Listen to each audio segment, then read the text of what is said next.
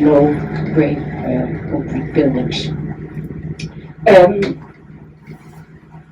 So this machine, the right fatty part, and we were then able to produce a much more fine type of cocoa powder, out of which you can make hot chocolate, but also the Belgian chocolate, the Swiss chocolate, and most of the chocolate you buy at home in the supermarket, the main ingredient has been processed in the port area of Amsterdam. So the port is for us very important. And being at the beginning of the Rhine River, it caters with raw materials for 60 million people in total. And that sounds all, and that puts things a bit in perspective. The total population of my country is 19. So you have to triple that, and also drinking water from the Rhine River. We are now leaving the Delta area, and we're going to go through a set of locks. You see the two pylons on the bridge ahead of us, the white pylons. They could push them, and at the level that we are going to be, we're going to be passing by lock doors. Now the first set of lock doors here at the entrance of the lock area, they date back to 1947. And then at the other end, the two lock doors, they date back to the year 2000. And there's no longer tidal effect, so what are these locks doing here? You're going to go through that big lock, all of you, later, to go from the Amsterdam Rhine Canal into the Rhine River, maybe during dinner or whatever, whenever that's going to take place. That's about 40 miles that way. If, God forbid, that lock would implode for some reason or other, but you always have to be prepared in case of, we would get a tsunami, because the Rhine River is at a much higher level than where we are now. We are here at sea level at the moment. And by closing these locks at the beginning of the canals, we will prevent the historic city set from getting destroyed. And that is why we still maintain the lock system. Now I think for now, the first thing that you're looking at, I saw some of you already pointing at the pulley beams, that's for later. We are all forced to be peeping toms because along this part of the canal here, we have lots of houseboats, and in the Dutch tradition, Dutch people leave the curtains open so that anybody passing by can see there are only proper things going on in there. Whatever. The side canal we just crossed over, this is the canal of the brewers, beer brewing. This was also an area for Genever making. Genever is what we later imported to England, and they then made a somewhat more refined tasting alcoholic drink called gin. But the basis of it lies in this area here, actually. Can you imagine with beer production, the smell in the canals, because the canals were also used as a sewer.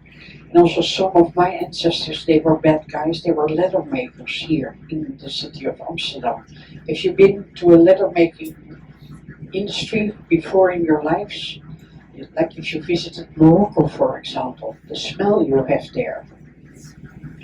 Can you imagine what it used to smell like in Amsterdam? But don't worry, that's past tense. That's all far behind us.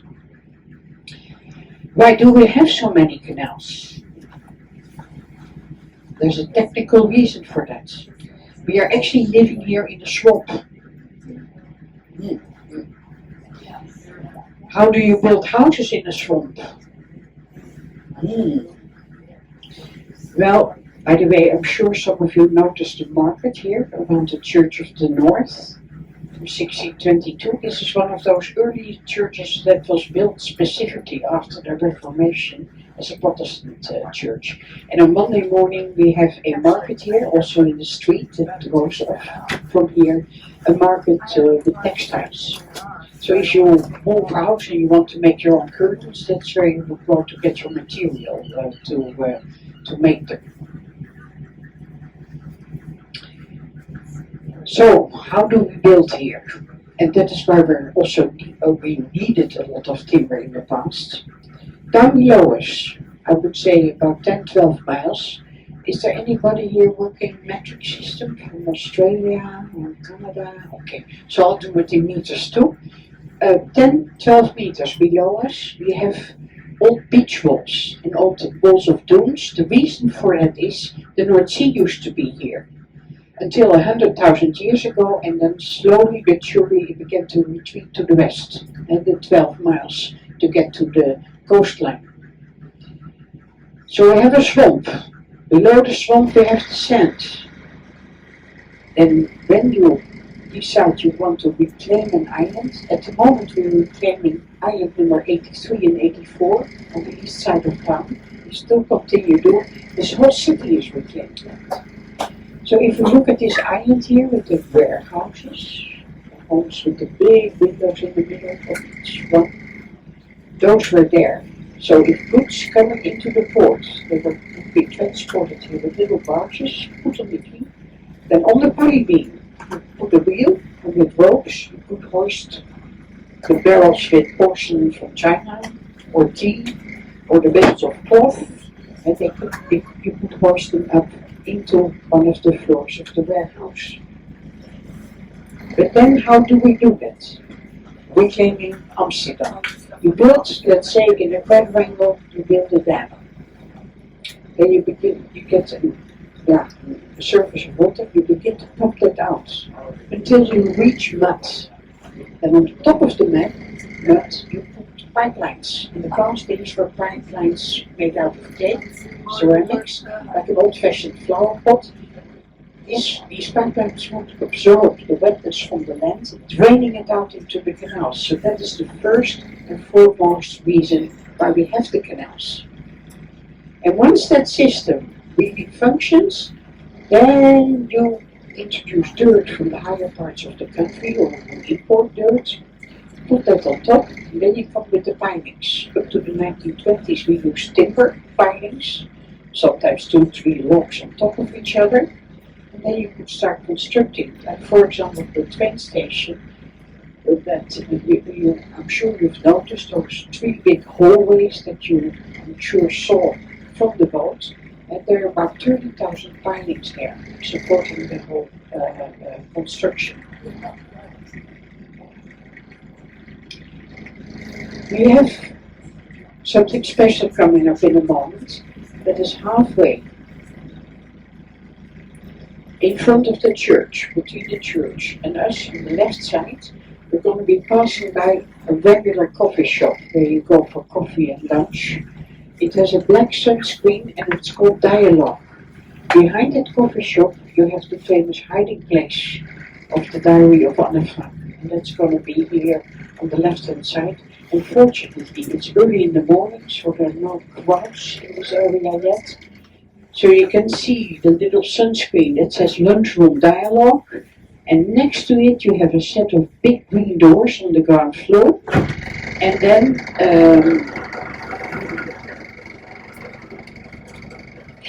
next to it you have a building with a high stoop leading up to a mezzanine floor. This used to be the company of Mr. Frank. What kind of company did he have? He made pectin, with mixing in with sugar, if you want to make marmalade or jam. And he made mixtures of ground spices, which he then sold to restaurants, butchers, wholesalers, and needed big quantities. The Frank family came in 1933 from Frankfurt, Germany. Anna was then 4 years of age. And the arrival in Amsterdam, they lived in a house on the south side of the city, twice applying to the UK and twice applying to the United States to ask for permission to emigrate there. They were not the only ones. But sometimes we didn't know these things happened. Now we do. Anyway, May 1940, the invasion of the Nazis followed. Mr. Frank knew he was trapped. He had no way of getting out of the country anymore, but he had already thought of a plan B. And for that, he contacted his office manager. And by the way, the pretty church, yeah, sorry it's a scaffolding, but take my word for it, it's very pretty. By the way, Anna talks about this church in her diary. She had 2 points of contact with the outside world. The chimes of this church, and in the backyard of the hiding place, there was a chestnut tree. And through the chestnut tree, she could follow the seasons. She writes about these things. What Mr. Frank did, he contacted his office manager, Beatrice, he had a private talk with her. He said, my plan is to create a hiding place in the attic area. Would you be prepared to cater to us? She said, well, I have to talk to my husband first about this. Husband had a great idea. He said, it should not just be you, there should be at least 2 more people. Be aware of the situation that is developing. In case something happens to you, then they can take over to take care of the people in the hiding place. And this is what happened. At the moment we have on Netflix a series, I think it's called The Small Lights, and this is dealing with the history of people. Yeah, very interesting. And I'm glad that she has now the focus of attention of people because of that. Because sometimes you go, what? Oh, is this what happened? To cut a very long story short, they moved into the hiding place in June 1942. 2 years, 2 months they were safe. Then came the knock on the 4th of August 1944, the knock on the door. To cut a long story short, the Frank family plus the Van Pelts with the boy Peter, a couple, and a dentist that was also staying with them, they ended up on the last train going out of the Netherlands to Auschwitz. Mr. Frank survived in Auschwitz. Mother Frank and the 2 girls, Margot, the older sister, and Anna, they were transferred back to the west, about 60 miles south of Hamburg, a concentration camp called Bergen-Belsen, where they perished. We don't know exactly when. The timeline is probably end of January, beginning of February 1945. Mr. Frank came back. Miep gave him a little suitcase with a diary and other writings by Anna, and that is how his whole story became known all over the world. Yeah. That's part of our history, and that is why I mention it, and I know that generally speaking there's quite a big interest in the subject. In the meantime, we have been narrowly been sailing along the canals, just for your idea. The site here on your left, this was all reclaimed, let's say, roughly between 1608 and 1612. The area behind me, that they started reclaiming that in the middle of the 1620s. Because we have a saying in Dutch, Rome and Paris were not constructed on the same day, and these things went organically. But this is a UNESCO World Heritage Area, and why is that? Already in the 1580s, a couple of smart cookies in the city realized there was something bubbling in Amsterdam. What was it? Between 1550 and 1580, the population of the city already tripled, and they knew they needed more space beyond the medieval city walls. So they began to design the horseshoe-shaped set of canals. We have 3 major canals. This is the most outer one, the Canal of the Princess. And we're going to be sailing, pretty soon we're going to take one of the side canals to get closer to the city center. Then we're going to be sailing across the river towards the eastern part of the historic center of Amsterdam. But because this was the first big time city planning that they can prove, because the plans are still there, that is why this became UNESCO World Heritage. What I personally like about this very much, I try to explain to you the system with the stilts that we use, the pylons, because the pylons are resting in the sand, fine. We're surrounded by the swamp, fine. But there where the swamp ends and and the oxygen starts, and you have to make sure that the groundwater is always at an even level. This is not just for Amsterdam. Basically, it's the western 1/3 of the Netherlands, my country, where this system applies to.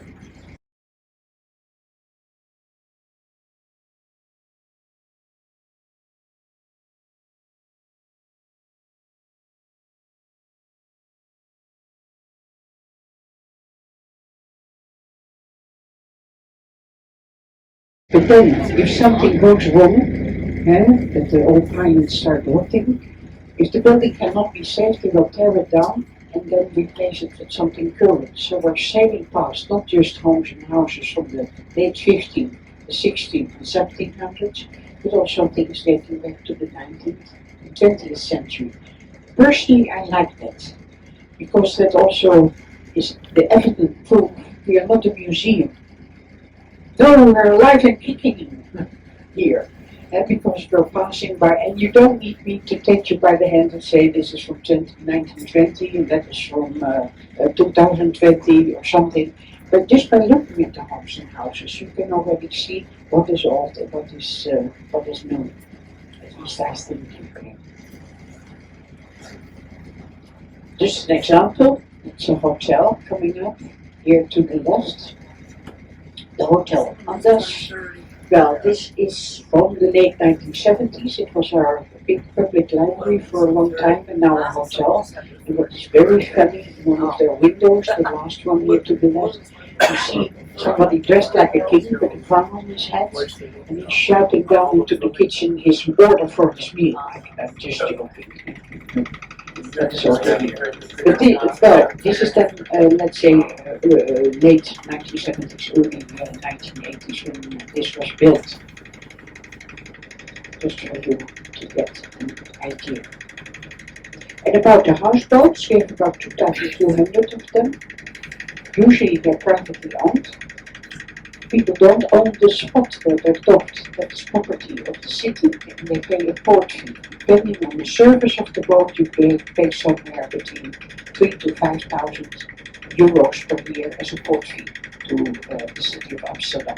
They are connected to the sewer, fresh water, electric power, cable TV. With cable means you also have your Wi-Fi and all that, and natural gas. So all the things you would have in a regular home, a regular apartment, you also have in a houseboat.